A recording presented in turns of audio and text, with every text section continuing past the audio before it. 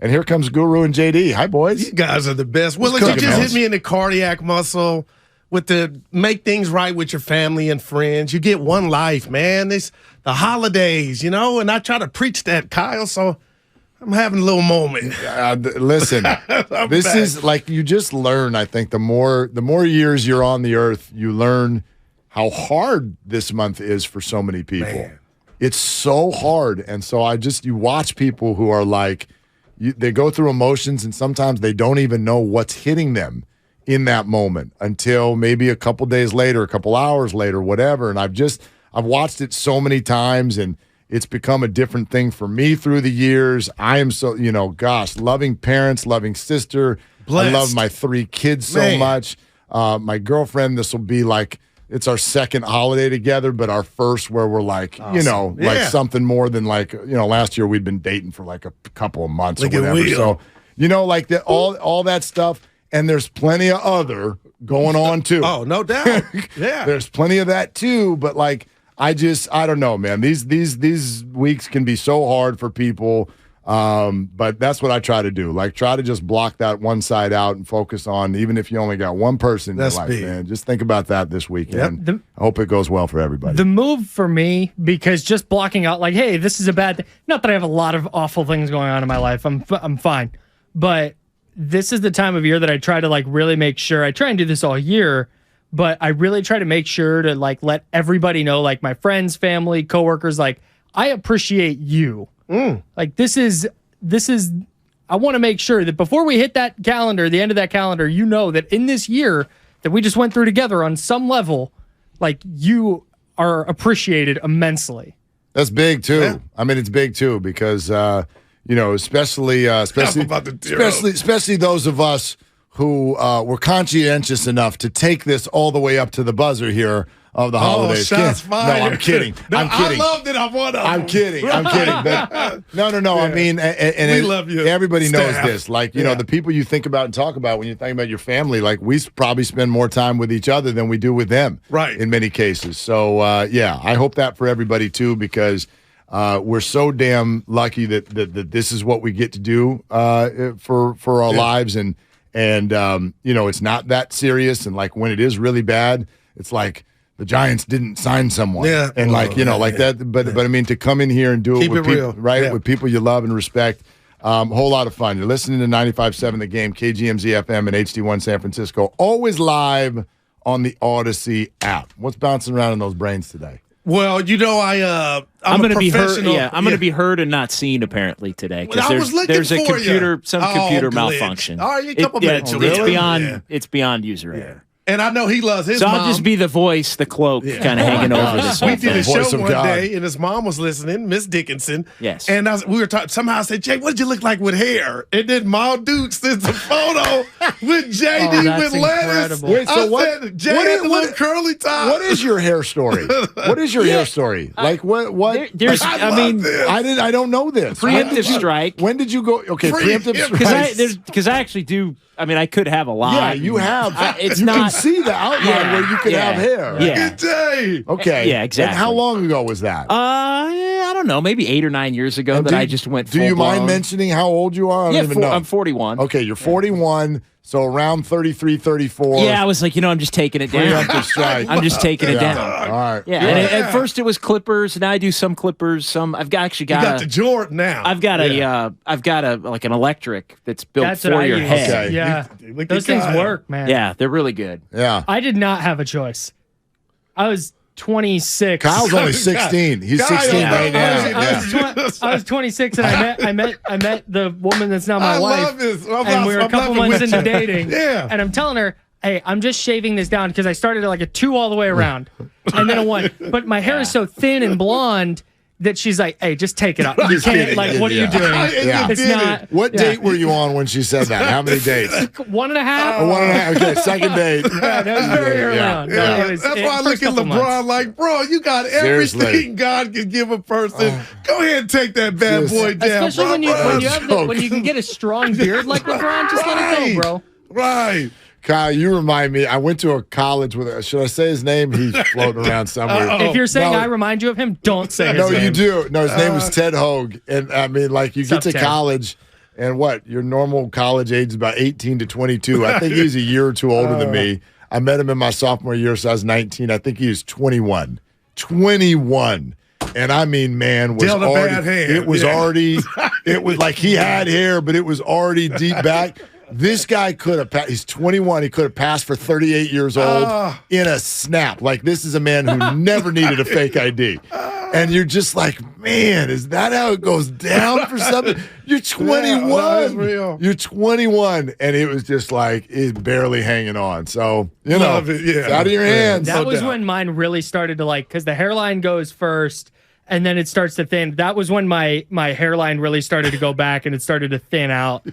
And you just say, I love you for doing it, though. I'm just tried to keep it. And I wear hats anyways. It doesn't. You do, yeah. It's like, I mean, I'd known you for, I think, 8 months before I knew you were bald. I'm like, I didn't know. I saw a picture from your wedding. I'm like, holy hell, the guy's got no hair. Who knew? He wears a hat every day. Last time you guys got sticker shock, like price shock. It happened to me this morning. Carlos Correa. That's a 4. Wow, just kidding. Yeah. Oh, sticker shock. I will. Okay, I'll tell you. Well, and don't judge me when I give you. Don't want to give it away. Don't give it away. I can't tell this story because it's a current gift and the person might be listening. Well, that's what I'm doing, and they're not listening. Yeah. So I get up Union City. I go to Best Buy. Right. My princess is my daughter Milan. Yeah. So what the wife and I we still do the list thing. Like, okay, you do little girls, you did not. Yeah. So I get up this morning. I'm at Best Buy in Union City, and I'm like the mayor and the Union, so I'm in line. Couple people know me, so right. So I'm looking back, smiling. What's up, man? Tell Stardy what's up. So I'm getting my daughter some headphones. So don't judge me with this. In my mind, the Guru cash register. I said, well, headphones. I said, you want to go around the horn here real quick? What are you thinking? What price is right? What's the brand? Sony. Okay. The headphones. But like the ones we wear or like noise canceling. The noise canceling Sony headphones. All right. So my wife sends a picture. $389. So in my mind, my little warped brain, and I ain't being cheapskate, I'm like, it's gonna be $150, at the most $200. Okay. And I'm in line, didn't look at anything. It's about what I would have thought. And I get the Guru, so they're looking at me, right? So I'm not thinking I'm in and out. This is good. I got up early, 9:08. She goes, 364. I'm like, 360. Does it come with an elliptical? 364? Like, and they're not the wireless headphones. So I wanted to have I bit down Willard. I was like, I wasn't like, I love my baby. I'm gonna get it, but then the people are looking for Guru. It's brutal. Why can some non-wireless headphones be 360? Because I need an explanation. Listen, because this is what we've decided in life. Like, as soon as a gas station's like, we're thinking $5.89 a gallon. Like, what do we do? Everything. Hotels now. Has anybody tried to book a hotel? It's like a run-of-the-mill hotel. They're like, $6.89 a night. I'm like, what the bleep are you doing? What the hell is going on? And the worst, here's my worst. This is the one. This is a public service announcement. This is not this year, it's every year. Okay? And this is mainly for guys. Ladies, you can listen. You actually should know this too. There is a bait and switch that goes on a there is nothing more intimidating in the life of most men than shopping for jewelry. Okay? So we're already bent over these little glass cases.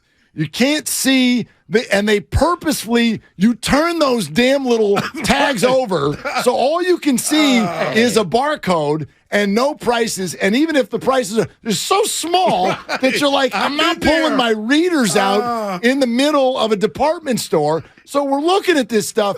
And as a dude, like, I know, ladies, you can figure this out. As a dude, I can't tell the difference. No idea. When I'm looking down at a difference between a $75 item and an item that's $17.50. I can't tell the difference. So, men, you've all been through this.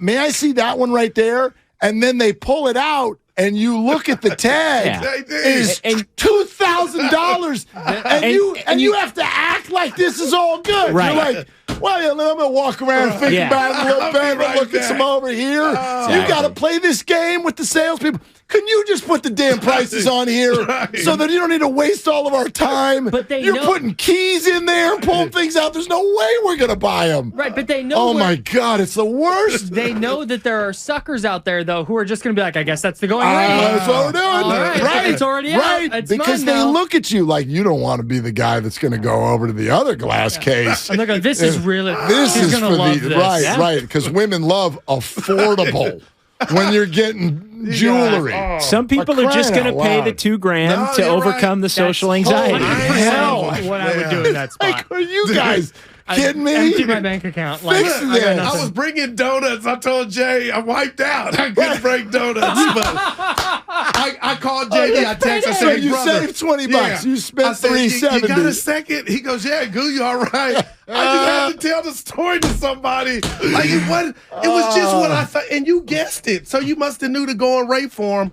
Old man Goo didn't know. I was like, 150. She got 3 sticks. I said, oh, what? So I wanted to back up and talk a little more. Brother. But I couldn't. The people looking, Goo. It's the worst. It happens on different levels every year. I think I already told you the story. My baby girl this year, she's not a baby anymore, but, and 2 months ago, she's like, Christmas, I'm thinking an e-bike. And I'm like, I'm thinking no. E-bike. Like, you know what those things cost? No. Oh, gosh. I mean, you want to get one that, of course, we want a decent one. I mean, this conversation starts at about $1,800. Oh, good Lord. And the kids, they don't quite get money yet. So it's like the kid is partially being expectant and snooty, but also partially just their head is in the sand. Right. And so you're like, that is too much. So like, no. Hey, that's a core, JD. I'm thinking no. And then their answer will be, well, what if you pooled everybody who's going to buy me a gift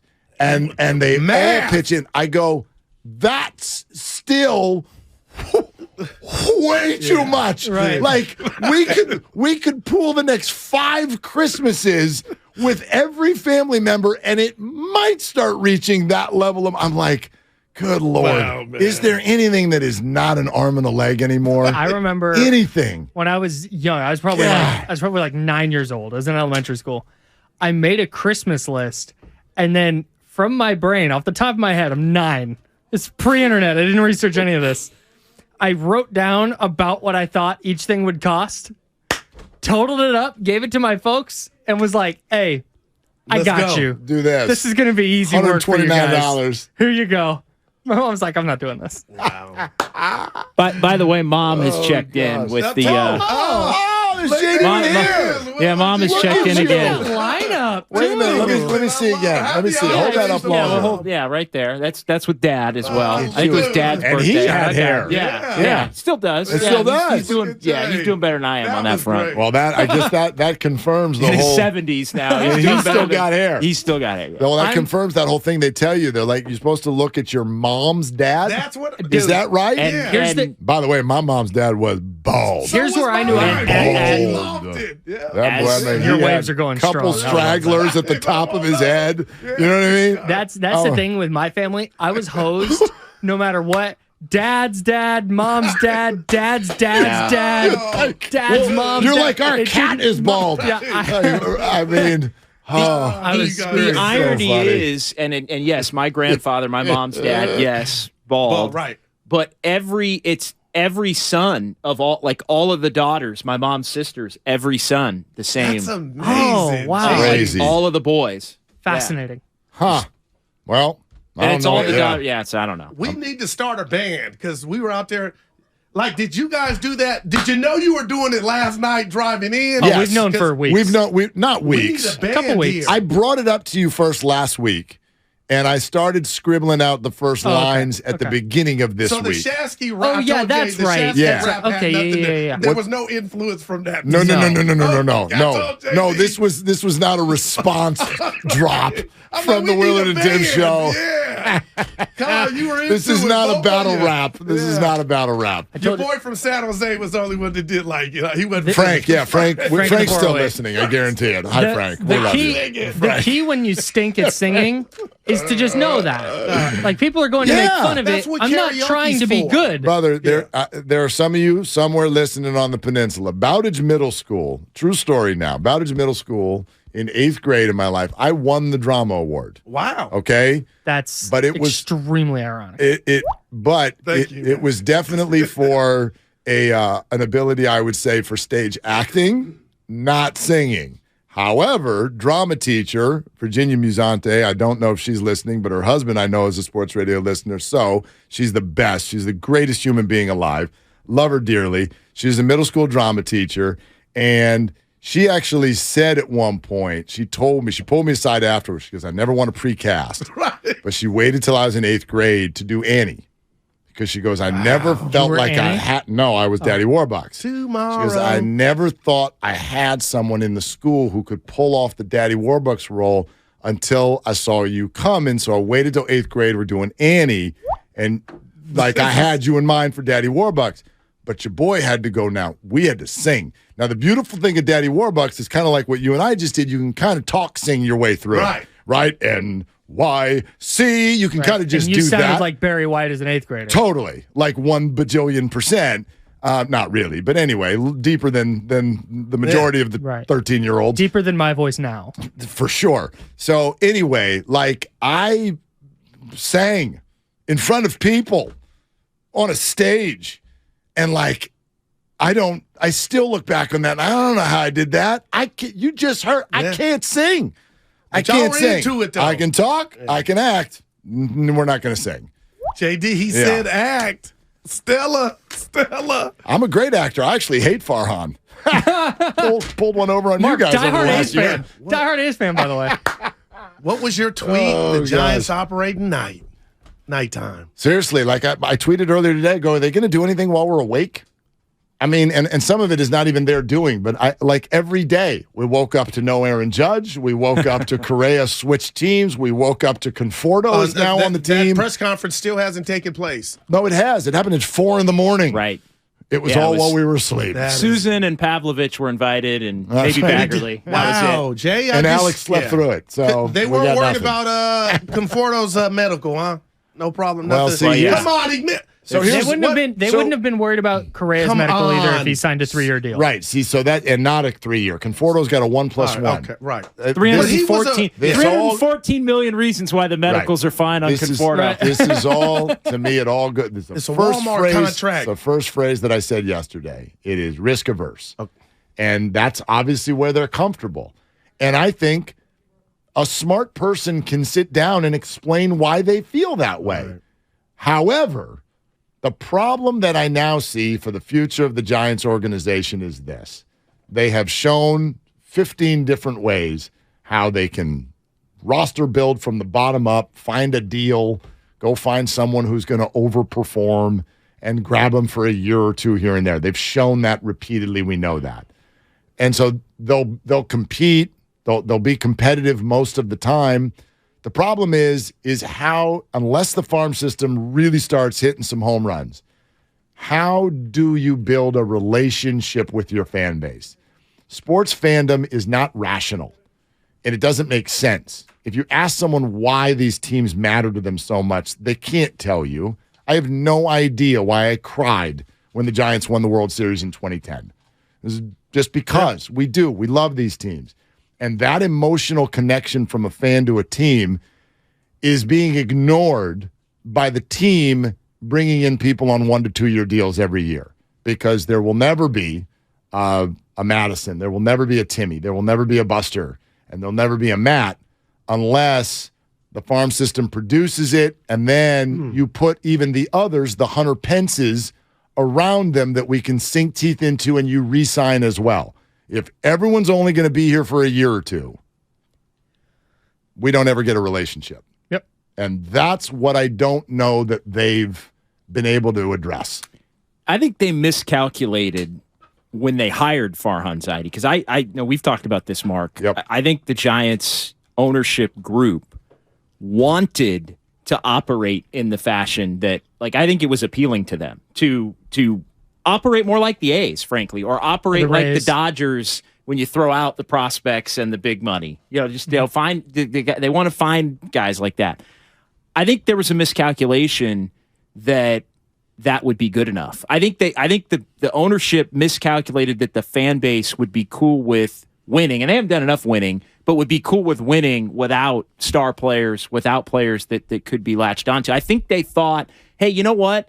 Anybody can come in here and be the next guy who they make a hat about. And I think it hasn't been true. And I think the 2021 year where they win 107 and it just nothing resonate. Like it just like that's the ultimate test of all time in that you can win a lot and still not have it matter in a way. Like it feels like it didn't. It feels like it didn't even happen, which is kind of crazy because it was not even it was a year, a little over a year ago. Yeah, and so I don't know how they get it back other than some of these draft picks start to hit. Luciano, Harrison, Schmidt need to be like stars within a year. But and a Mark, half. But they asked for this, Goo. Like they asked for this from far. They wanted to be cheaper in that vein. Okay, hey, to put it bluntly, both of you are correct. But what you guys are talking about is their strategy, how they conduct their business. What I'm talking about is the fallout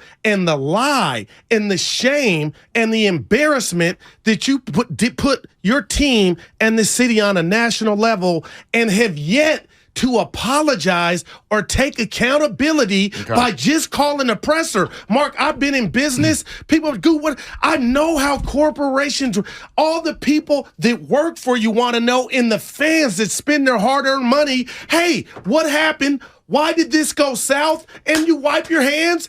But you were what they're doing now is middle finger, F you. So that's what's so appalling about this. This is the conversation right here. What you just said, I think speaks for so many fans. And I told Kyle this. My girl and I went to a comedy show in San Jose last night, and the pre-dinner, this ended up being the entire conversation. Wow. Because she has worked in PR before. Talk to me. So, because I kept saying that simple statement. They owe it to the fans to speak. And it's very clear to me now they're not going to speak. And they're not going to speak. So, those of you who want a pound of flesh, let me just tell you, Merry Christmas, you ain't getting it. You ain't getting it. At all? I told you, Jay. There's going to be no availability at some point when they show up, these questions will be asked. Because to me, they wanted it. Oh, we got Conforto. Hey, cute story. We got the brothers. Right. Miss me with that, by the way. But if you think that they're going to call a presser, that's what I was hoping. Just to address Correa. I could be wrong, but I think I'm very confident they're not going to do that. And the PR side of this, as Christy's sort of like, we pushed back on each other a couple of times on this because she's like, it's not only as a business, you don't owe the fans anything unless you actually pulled, like those who bought season tickets after Correa signed, oh my goodness, they should get their money back. Okay. And that's a fact. All right. Okay. But the idea that they didn't commit a crime, they bungled something, but the idea that they now need to owe something to the fans, she pushed back on that, and I said, well, they're not running this like other businesses, the corporation, as you said, because their product has an emotional connection with its customers. It's not like going to the store and getting orange juice. I don't have any emotional connection to that. This is my baseball team, so it's different. So I was like, they do owe something to the fans. And her final point was they only are going to come out and talk if they can say something. It's going to make you feel better. And they probably don't have that, especially because some of the things that they would need to say, they literally aren't allowed to say. I mean, isn't your guess that they would come out and go, look, you may hate the timing of this, but we saw something in the ankle that blew our doors off, and we believe it. We stand by it. We are like they knew they were going to get ripped. We made the decision that was best for our organization. And they can't say that because Carlos Correa would sue him the next morning. So in the end, this will sound so wishy-washy. I understand what her point was, and I understand your emotion, and it's beyond fair. It's beyond fair. And the other thing of this is, it's not like every time a team makes a mistake that their fan base doesn't like, they come out and do a press conference about it. That's like not the expectation. This was just so outside the norm of what a team does when it comes to adding a free agent or trying to add a free agent, that it was like, what happened? I need to know from the team what the hell. Right. But realistically, we'll probably get it in leaks and stuff from Jeff Passan wrote a piece in ESPN that had a little more on it. And I think that's how. Yeah, and he will get asked. The next time he's available, he'll get asked. Just teams aren't just going to come out and hold a my bad press conference. Will be whenever that is. But is Farhan going to be on it? No chance. And how does one compartmentalize as a fan? Although it's because not fair to you feel like your family, right? You feel like, low hanging fruit. I just go with the Warriors. They're having success, but even before, you just feel like the fans are a part of the experience. So we heard Bonte say he's not going. I believe him, but I believe there are more people like that. Me personally, I'm gonna still be. If I'm a Giant fan, I'm watching what I love, but. How does a fan compartmentalize? You're mad at the front office because you feel like they don't give a damn about you and still root for them. Well, I don't have to do that. Right. But that's where I I wish that. Right. But you don't. When game one starts in April in New York, you go Giants. Well, right, but it's very different. I think for most fans when they watch on TV versus go give money that's going to end up real. Right. So you may have I think there'll be a lot of people who do that. They're going to draw the line and say, "I'm still a Giants fan. I'll still watch the game, but I'm just watching on my TV."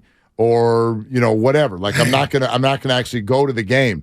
The compartmentalization for me is like I got nothing against those players. Right. I got nothing against the players. Some of them I actually feel bad for in all this. Hey, Brandon Crawford, how you doing today? 49er Frankie, my good buddy, Giant fan like you, and the rest of the game. He said Pavs tweeted something to where Farhan did something over Zoom and talked to the coaches and players explaining what went down. Yeah. They had a meeting, but it wasn't with the media. It was with each other. They talked to the players. They talked to the players because the players have been taking on a little bit of a ride, namely Brandon, who is going to be your elder statesman this year. He's going to be your respected longtime Giants uniform. Rest of them are gone. There's no Belt. There's no Crawford. There's no, Longoria. So you think Belt's done? Well, I guess they could bring him back in the end, but I don't think so. No, they want to play Lamont Wade Jr. at first. And Flores and J.D. Davis and all of that. You know what I mean? Yeah. I think that's what a lot of fans are going to do. But I look at it sort of from the reverse. Like, you can be an awful owner. You can be a terrible exec. You're not taking my Giants baseball from me. No I doubt. just consume it in a different way. Right. But Brandon Crawford's at the plate. I'm rooting for a hit. It's like Raider fans when they move to Vegas. Oh, I'm done with them. I said that my team could move to Timbuktu. The players didn't make that decision. I'm rooting for them. Yeah. So, look, and here's the other thing that nobody wants to hear right now, but anger has a shelf life. What are the fives? Oh, that's you're not and I'm not saying that all of you are not going to follow through with your threat. I very much believe many fans will, but you're not going to feel this way on April 1st. It's gonna calm down a little bit. I mean, maybe July 1st if the team's actually good. Yeah. And I think that's the one thing that, Farhan doesn't get to ever take a victory lap, by the way. No. I think that's the other thing. But I would imagine we're going to get into this on the show, and we touched on it a little bit yesterday, but I still think there's a part of Farhan that's, in a way, very comfortable with, I got Conforto, I got Rogers. Well, if he's got they can build I a feel team. like he looks at his, I'll just say the spreadsheet, because that's what we all go to, but I feel like he looks at the spreadsheet and might in a quiet moment go, you know what? Dude. All these jabrones, we're going to be good. You can look at the we're lineup. Gonna be good. You can look at go look at the lineup right now. We're going to be You're good. like, oh gosh, actually, if there's health, they're going to hit a lot of homers. Like, you can look at it right now. And JD, I think you're right. Like, this is their comfort zone. 1+1, 2-year deals. That's their comfort zone. And you say no victory lap, and you're right, except for one thing. What if this were to happen? We love to speculate, right? What if by next June the Giants are 10 games over 500, Haniger and Conforto are both on their way to 30 homer seasons, and Correa is on the injured list with an ankle problem? Wow. Then what? Quiet on the set, everybody, euphoria. Fair, and we'll jump off that bridge when we get to play it. That way, but. The other thing that they've done though with this path is they've set up the catastrophic scenario, and that is this team, as cobbled together, has their own injuries and isn't a good team, and this is the playoffs, or is more similar to last year's team than the team from 2 years ago. And at that point, it's a everybody. And we're going to the fans. At that point, for the first place match. Exactly. We're throwing to the fans. What would you give a gift? Because there's always going to be the belief Bay Area team. Oh, go ahead. Yeah, what gift would you give every Bay Area team? We're going to throw that out to the fans. I think Giant fans. I'll let them talk. But yeah, exactly. They might want something new. I look forward to listening to that.